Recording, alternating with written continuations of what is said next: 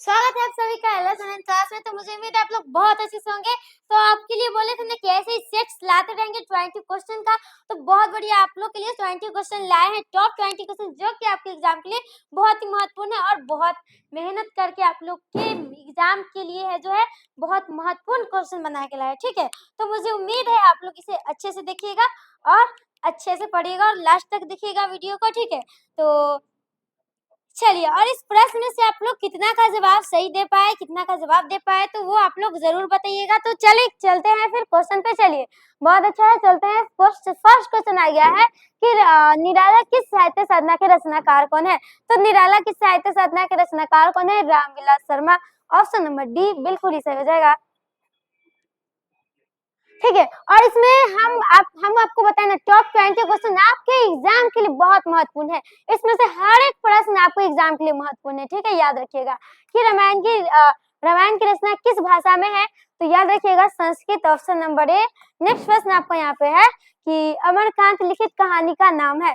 तो अमरकांत लिखित कहानी का नाम क्या है? ऑप्शन नंबर डी बिल्कुल ही सही हो जाएगा, बहादुर। नेक्स्ट प्रश्न आपका यहाँ पे है कि बहादुर का बाप कहाँ मारा गया था। तो बहादुर का बाप जो है वो कहाँ मारा गया था? युद्ध में मारा गया था। और बहादुर पर कितने रुपए चोरी का इल्जाम लगा था, ये आप लोग को कमेंट में बताना है, ठीक है। द्विवेदी जी के जो है, द्विवेदी जी से किसने पूछा था कि नाखून क्यों बढ़ते हैं। तो द्विवेदी जी से किसने पूछा था? लड़की ने पूछा था कि नाखून जो है वो क्यों बढ़ते हैं, ठीक है। नेक्स्ट प्रश्न आपका यहाँ पे है, ठीक है, कि नागरी लिपि शीर्षक पाठ साहित्य की कौन सी विद्या है।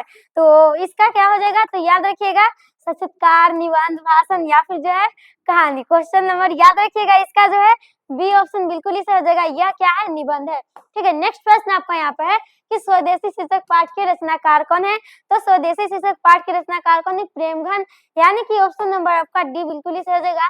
रेनर मारिया रिल्के किस भाषा के कवि है। तो रेनर मारिया रिल्के जो है वो किस भाषा के? जर्मन, ब्रिटिश, फ्रांसीसी। याद रखिएगा ऑप्शन नंबर है जर्मन। नेक्स्ट प्रश्न आपका यहाँ पे है कि जीत जीत में निरखा तुम पाठ साहित्य की जो है कौन सी विद्या है। तो याद रखिएगा साक्षात्कार, ऑप्शन नंबर सी बिल्कुल ही सही हो जाएगा। और हर एक प्रश्न आपके एग्जाम के लिए बहुत इंपॉर्टेंट है, तो लास्ट तक देख के जाइएगा, ठीक है। शंभू महाराज बिरजू महाराज के कौन थे? तो शंभू महाराज बिरजू महाराज के कौन थे? चाचा थे ना, ऑप्शन नंबर सी। नेक्स्ट प्रश्न है कि लौट कर आऊंगा फिर पाठ की विद्या है। तो लौट कर आऊंगा फिर जो है वो पाठ की विद्या क्या है? तो बहुत अच्छा है, क्वेश्चन नंबर 61। तो याद रखिएगा ये क्या है? ऑप्शन नंबर एक कविता है ना।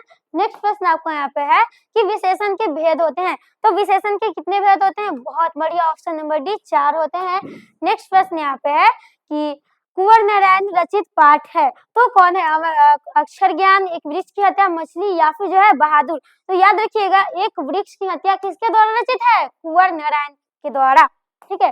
नेक्स्ट प्रश्न आपका यहाँ पे है कि यह लपटी अरु कमरिया पर राज तिहुपुर की तजी डरो। इस पंक्ति के जो है रचनाकार कौन है? तो इस पंक्ति के रचनाकार कौन है? तो option number C Raskhan. Next प्रश्न आपका यहाँ पे कि बुद्धिज्म एंड कम्युनिज्म के लेखक कौन है? तो रविन्द्रनाथ टैगोर, रामकृपाल सिंह, या याद रखिएगा आपका सी ऑप्शन बिल्कुल ही सही हो जाएगा, बाबा साहेब भीमराव अम्बेडकर, ठीक है। नेक्स्ट प्रश्न यहाँ पे है कि संख्यावाचक विशेषण इसमें से कौन सा है, ठीक है। और संख्यावाचक विशेषण इसमें से कौन सा है? तो चार, कला, थोड़ा या फिर जो है क्या हो जाएगा इसमें से? बहुत बढ़िया, ऑप्शन नंबर ए याद रखिएगा बिल्कुल ही सही हो जाएगा।